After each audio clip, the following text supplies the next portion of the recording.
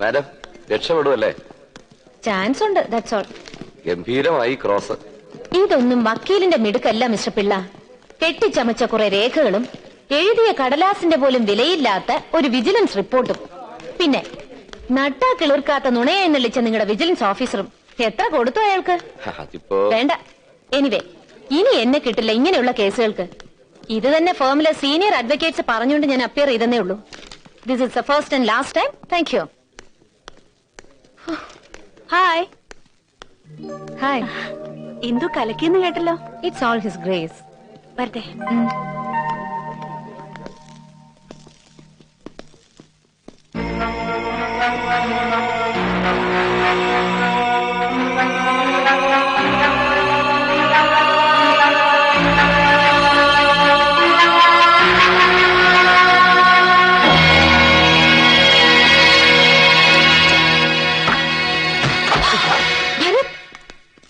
ഭരതല്ല, cruel perverted brutal police officer. കയ്യിൽപ്പെടുന്ന നിരപരാധികളായ ഇരകളെ പീഡിപ്പിക്കാൻ കള്ളക്കേസുകൾ കെട്ടിച്ചമയ്ക്കുന്ന ക്രൂരനും ഭ്രാന്തനും നിഷ്ഠുരനും നിഷേധിയുമായ പോലീസ് ഓഫീസർ. അല്ലടി? പ്ലീസ് ഒന്നും നോ, പാടില്ല. നിയമത്തിന്റെ മുമ്പിൽ എന്ത് കള്ളക്കഥയും കെട്ടി എഴുന്നള്ളിക്കാൻ ലെവലേശ ഉളുപ്പില്ലാത്ത ഷ്രൂഡ് കണ്ണിങ് യങ് ലേഡി അഡ്വക്കേറ്റിന്റെ മൊഴിയിൽ ഒരു പ്ലീസ് വരില്ലടി. എന്താ ഇത്? None of your business. പോലീസിൽ ഇപ്പം മസിൽ പവറിനേക്കാൾ മാന്യതയ്ക്കാണ് സ്ഥാനം, അല്ലേടി? ഈ കൈ ശരിക്ക് കണ്ടോ നീ? പ്രതികളുടെ മാത്രമല്ല, വേണമെങ്കിൽ നിന്റെ മോന്തായ കാണിക്കുന്നേ. ഐ സെഡ് ഡോണ്ട് പോക്ക് യുവർ ബ്ലഡി നോസ്. കൈയെടുക്കണം. എടുക്കടാ കൈ. Mister Jose, he is my cousin. അയ്യേ, ഞങ്ങൾ വിചാരിച്ചു ഇനി വല്ല. Please proceed. പാടോ.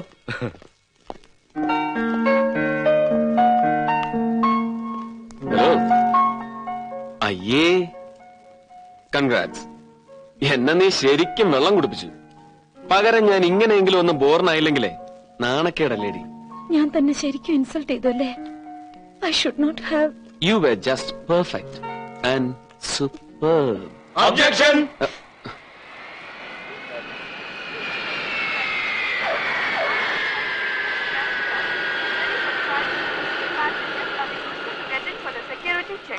Thank you. Your attention please. IC532 to Calcutta is ready for departure. Passengers are requested to get in for the security check. Thank you. നാണമില്ലല്ലോടോ ആൾക്കൂട്ടത്തിന്റെ മുന്നിൽ വെച്ച് എന്നെ salute ചെയ്യാൻ. മന്ത്രി വരുന്നുണ്ട്, അങ്ങോട്ടേല്. ഹലോ മോഹൻ. എല്ലാരും ഉണ്ടല്ലോ. കേന്ദ്രമന്ത്രി സിന്ദാബാദ്. കേന്ദ്രമന്ത്രി സിന്ദാബാദ്. കെഎം വർഗീസ് സിന്ദാബാദ്. കെഎം വർഗീസ് സിന്ദാബാദ്. കേന്ദ്രമന്ത്രി സിന്ദാബാദ്. കേന്ദ്രമന്ത്രി സിന്ദാബാദ്. കെഎം വർഗീസ് സിന്ദാബാദ്. കെഎം വർഗീസ് സിന്ദാബാദ്. കേന്ദ്രമന്ത്രി സിന്ദാബാദ്. കേന്ദ്രമന്ത്രി സിന്ദാബാദ്. നോക്കി നിൽക്കാൻ ആളെ ഒതുക്കിടും.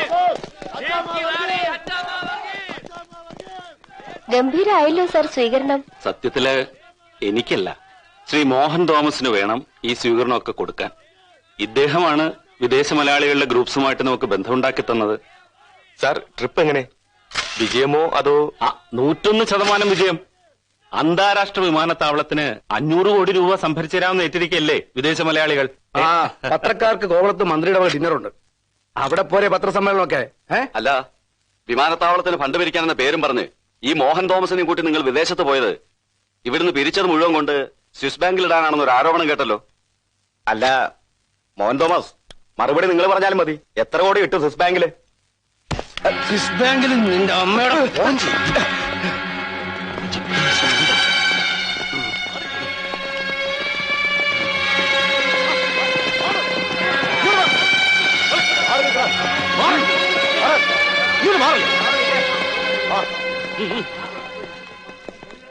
നന്നായി പോയി, ഒന്ന് കൊടുക്കാൻ കൂടെ വേണമായിരുന്നു.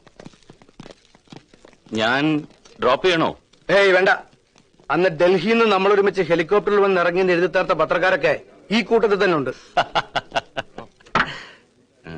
ഒന്ന് ഒതുങ്ങി നിൽക്കടോ, കേറുമ്പോ മുട്ടുമല്ലോ.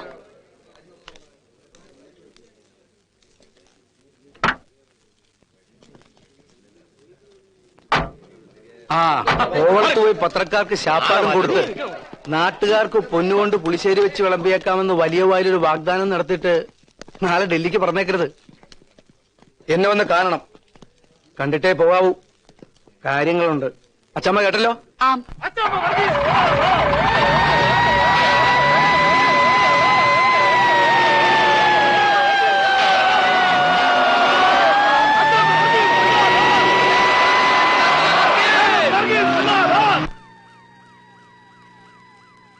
എന്നാത്തിനാ മനുഷ്യ ദേ ഇങ്ങനെ മോന്തായും കുത്തി വീർപ്പിച്ചിരിക്കുന്നത്?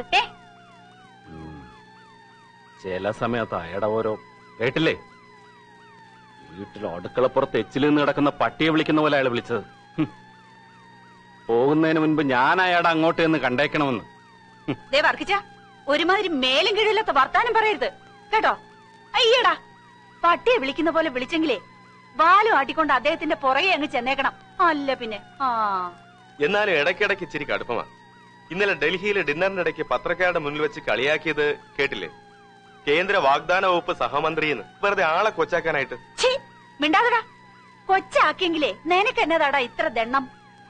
ആകപ്പാടെ ദേ ഇത്ര ഉണ്ടായിരുന്ന ഈ വർക്കിച്ചനെ കയ്യിന്ന് കാശും മുടക്കി നിന്ന നിലയിൽ അങ്ങ് വളർത്തിയതും അദ്ദേഹം തന്നെ.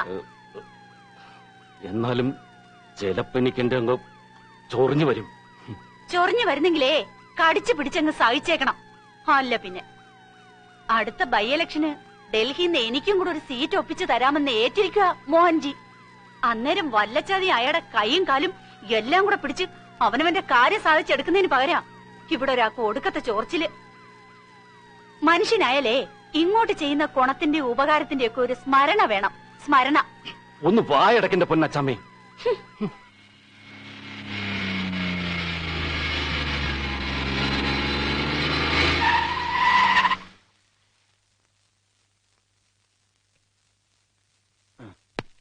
ഇച്ചാൻ വന്നോടാ. ഓ, എങ്ങനെ ഉണ്ടായിരുന്നു? ഇടിലം.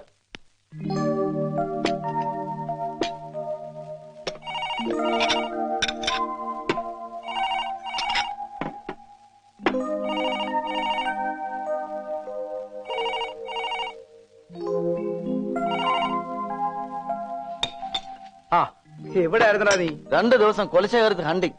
ഫുൾ ടീം ഉണ്ടായിരുന്നു. അപ്പൊ കോളേജോ? ഓ, അതങ്ങനെ കിടക്കും. നമ്മൾ 2 ദിവസം ചെന്നില്ലാന്ന് വെച്ച് കോളേജ് ആരും എടുത്തോണ്ട് പോകാനൊന്നും പോകുന്നില്ല. പക്ഷെ തോട്ടത്തിൽ പന്നി ഇറങ്ങിയെന്നറിഞ്ഞാ നമ്മൾ ഉടനെ ചെല്ലണം. അല്ലെങ്കിൽ പന്നിയെ കണ്ടവർ കൊണ്ടുപോകും. അല്ലേ മോളെ ചേച്ചി? ആരാടി വിളിച്ചത്? ഗസ്റ്റ് ഹൗസിൽ നിന്ന് അച്ചാമ്മ. മോഹൻ ബാത്റൂമിലാണെന്ന് പറഞ്ഞു. അടുത്ത ഇലക്ഷന് മോഹൻ അവൾക്കൊരു സീറ്റ് വാങ്ങിച്ചു കൊടുക്കാന്ന് പറഞ്ഞിട്ടുണ്ടല്ലേ? അതിന്റെ ത്രില്ല അവൾക്ക്. അതിന് മോളി ചേച്ചി എന്തിനാ പിണങ്ങുന്നത്? ദേ ഇതുപോലെ കിരികിരാന്ന് മൊരിഞ്ഞ അപ്പവും സ്റ്റൂവും ഫിഷ് മോളിയൊക്കെ ആയിട്ട് ഡൽഹി ചെന്ന് വലിയ വലിയ പുള്ളിയൊക്കെ അങ്ങ് വിളമ്പിയച്ചാ മതി. 1 അല്ല 10 സീറ്റ് കിട്ടും. ഇല്ലേ ചാ? പന്നത്തരം പറയാതെ. പിന്നെ ഇച്ചാൻ അറിഞ്ഞു കോഴിക്കോട് വെച്ച സാഹിബിന്റെ കമ്പനി ഗസ്റ്റ് ഹൗസിലോട്ട് വന്ന് കാണാൻ പറഞ്ഞിട്ടുണ്ട് അയാളോട്. 5.5 കോടിന്റെ സ്വർണം പോയി എന്നുള്ളത് നേരെ തന്നെ എന്റെ മോഹൻജി. പക്ഷേങ്കില് പിടിപ്പൽ സ്വാധീനവും വെച്ച് ഓന്റെ അന്വേഷണം നമ്മൾ മുടക്കില്ലെന്ന് അതിന്റെ പേര് നമ്മളൊന്ന് ബലവെക്കുന്നു. ചെറുതായാലും ശരി വലുതായാലും ശരി ഒരു ഓപ്പറേഷൻ പാളി പോയാല് അത് മതി പുറത്തുള്ളവരുടെ മുമ്പിൽ നമ്മുടെ വില പോവാൻ. അവരോട് ഉത്തരം പറയേണ്ടത് താനല്ല, ഞങ്ങളാ. നിങ്ങളിപ്പോ അങ്ങനെ വലിയ മുയിപ്പ് പറഞ്ഞ് നമ്മളെ കൊച്ചാക്കാനാണെങ്കിൽ ഞമ്മളില്ല. കാര്യം പറയുന്നതിന് ഇടയ്ക്ക് ഒരുമാതിരി ചീപ്പ് ഇടപാട് കാണിച്ചോണ്ടല്ലോ. തന്നെ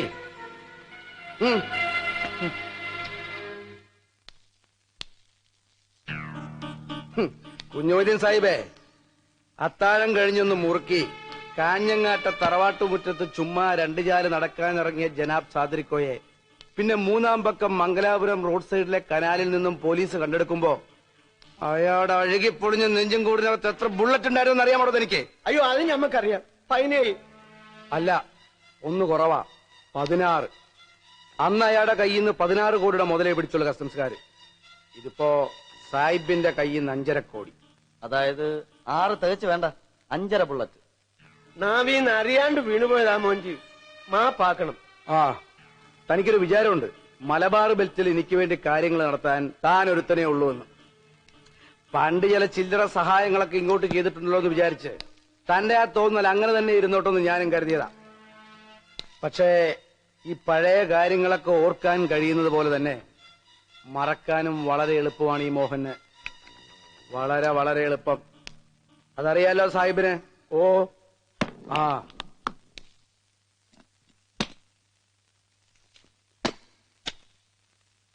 എന്നാ ഓ ഇതെന്താണ് എന്റെ തമ്പരാന്? സാമ്പിൾസ്.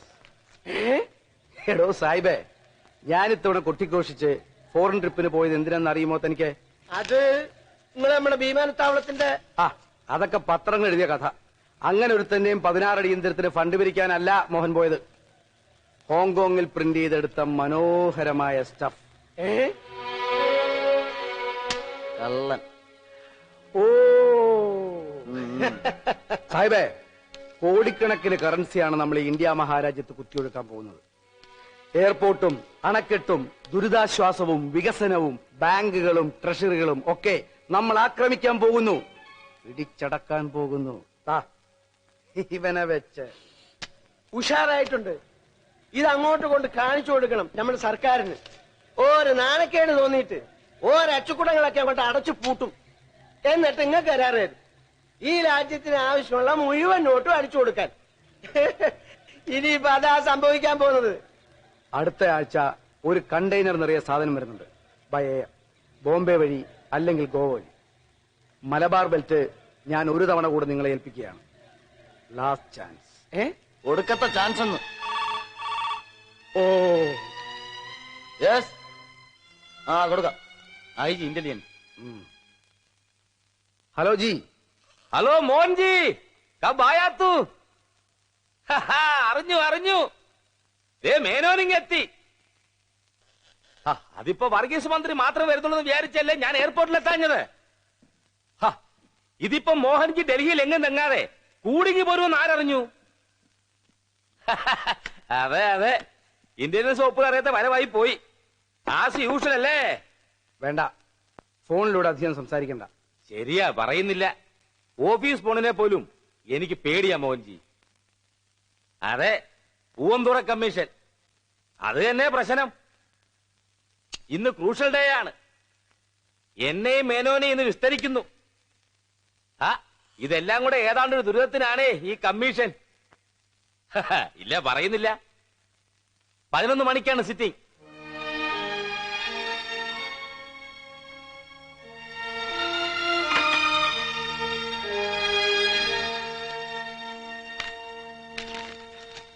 ക്രോസ് വിസ്താരത്തിന് മുമ്പ് കമ്മീഷന് താങ്കളോട് ചിലതൊക്കെ നേരിട്ട് ചോദിക്കാനുണ്ട്. 1993 ഫെബ്രുവരി 11 ജില്ലയിലെ പൂവന്തുറയിൽ 56 പേരുടെ മരണത്തിനും ഒട്ടേറെ നാശനഷ്ടങ്ങൾക്കും ഇടയാക്കിയ വർഗീയ കലാപം നടക്കുമ്പോൾ നിങ്ങൾ ഈ സംസ്ഥാനത്തിന്റെ ഇന്റലിജൻസ് വകുപ്പ് മേധാവിയായിരുന്നില്ലേ? സർ, ഇപ്പോഴും അതെ. കമ്മീഷൻ മുമ്പാകെ വിസ്താരത്തിന് ഹാജരാകാൻ 3 തവണ സമൻ ചെയ്തിട്ടും അതനുസരിക്കാനുള്ള മര്യാദ നിങ്ങൾ കാണിച്ചില്ല. സർ, സുഖമില്ലാതെ അവധിയിലായിരുന്നു. മെഡിക്കൽ സർട്ടിഫിക്കറ്റ് സമർപ്പിച്ചിട്ടുണ്ട്. ഒരേ സമയം 4 പാസ്പോർട്ടുകൾ കൈവശം വെച്ചതിന് നിങ്ങളുടെ പേരിൽ ഒരു CBI കേസ് നിലവിലുണ്ട് അല്ലേ? സർ, അത് 4 വ്യാജ പാസ്പോർട്ടുകൾ ഉണ്ടാക്കിയെടുക്കാൻ കഴിഞ്ഞിട്ടുള്ള ഒരാൾക്ക് 3 മെഡിക്കൽ സർട്ടിഫിക്കറ്റുകൾ സംഘടിപ്പിച്ചെടുക്കാൻ വലിയ പ്രയാസമൊന്നും ഉണ്ടായില്ല അല്ലേ?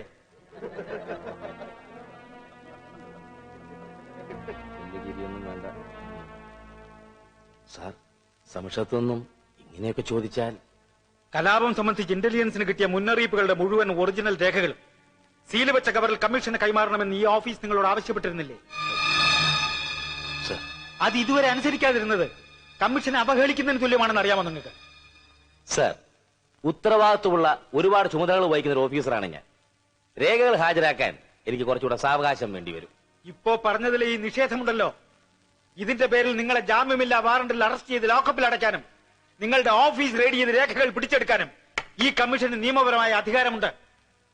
അത് മനസ്സിലാക്കാനുള്ള സാമാന്യ ബുദ്ധി പോലുമില്ലേ ഈ സംസ്ഥാന ഇന്റലിജൻസ് വകുപ്പ് മേധാവിക്ക്? PSC ചോദ്യപേപ്പറുകൾ ചോർത്തിയതിന്, അനധികൃതമായി നിരവധി ഭൂമി ഇടപാടുകൾ നടത്തിയതിന്, പിന്നെ ഈ അടുത്തയിടെ ഒരു മേലധികാരിയെ കുറിച്ചുള്ള വിജിലൻസ് റിപ്പോർട്ട് ചോർത്തിയതിന്, സാദിരിക്കോയ വധക്കേസിൽ കൈക്കൂലി കൈപ്പറ്റിയതിന്, ഇതിന്റെയൊക്കെ പേര് നിങ്ങൾക്കെതിരെ കേസുകൾ നിലവിലില്ലേ? സർ, കമ്മീഷന്റെ അന്വേഷണ പരിധിപ്പെടാത്ത കാര്യങ്ങളെക്കുറിച്ച് ഇങ്ങനെയൊക്കെ ചോദിക്കുമ്പോ കമ്മീഷന്റെ അന്വേഷണ പരിധി എന്താണെന്ന് നിങ്ങൾ ഓർമ്മിപ്പിക്കണമെന്നില്ല. മിസ്റ്റർ രാജൻ ഫെലിക്സ്, കമ്മീഷന് രേഖാമൂലം എഴുതി സമർപ്പിക്കപ്പെട്ടിട്ടുള്ളതും നേരിട്ട് കമ്മീഷന് ബോധ്യപ്പെട്ടിട്ടുള്ളതുമായ പലതിനെ കുറിച്ചും ചോദ്യങ്ങൾ ഉണ്ടായി എന്നിരിക്കും. കാരണം അഴിമതിയുടെ കറപുരണ്ട കൈകളുള്ള കള്ളനും കൊള്ളിവയ്പ്പുകാരനും കൊലപാതകിക്കും വരെ കൂട്ടുനിൽക്കുന്ന ഒരൊറ്റ പോലീസ് ഓഫീസർ പോലും നിയമത്തിന്റെ പിടിയിൽ നിന്ന് രക്ഷപ്പെടാൻ പാടില്ല എന്ന് ഈ കമ്മീഷന് നിർബന്ധമുണ്ട്. കമ്മീഷൻ എന്റെ അമ്മയുടെ ചങ്ക് എന്റെ എണ്ണാക്കി ഇളക്കാണ്ടല്ലോ, അവന്റെ പരിപ്പിയാ എടുക്കും ആരായാലും ശരി. ചിരിക്കാതെ എന്റെ മോഹൻജി. അറിയാലോ, ഇതുപോലുള്ള ഘട്ടങ്ങളിലൊക്കെ മോഹൻ ചിരിച്ചിട്ടേ ഉള്ളൂ. ഇവിടെ കാര്യങ്ങളൊക്കെ ഇത്തിരി കുഴപ്പത്തിലാണെന്ന് ഡൽഹിയിൽ നിന്ന് ഞാൻ അറിഞ്ഞതാ, കോൺഫിഡൻഷ്യലായിട്ട്. അവിടെയുമുണ്ട് നമുക്കെതിരായ ചില മൂവുകൾ.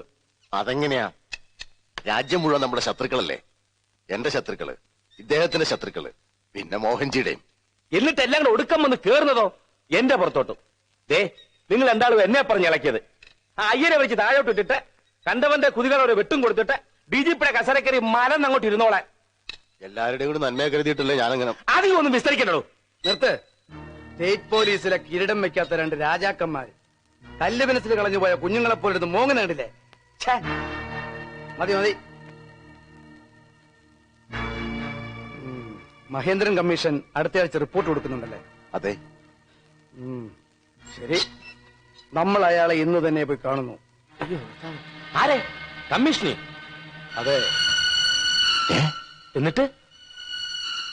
എന്നിട്ട് ഹിസ് ഓണറബിൾ ജസ്റ്റിസ് മഹേന്ദ്രന്റെ വിലയേറിയ തീരുമാനത്തിന് വിടുന്നു, വിട്ടുകൊടുക്കുന്നു.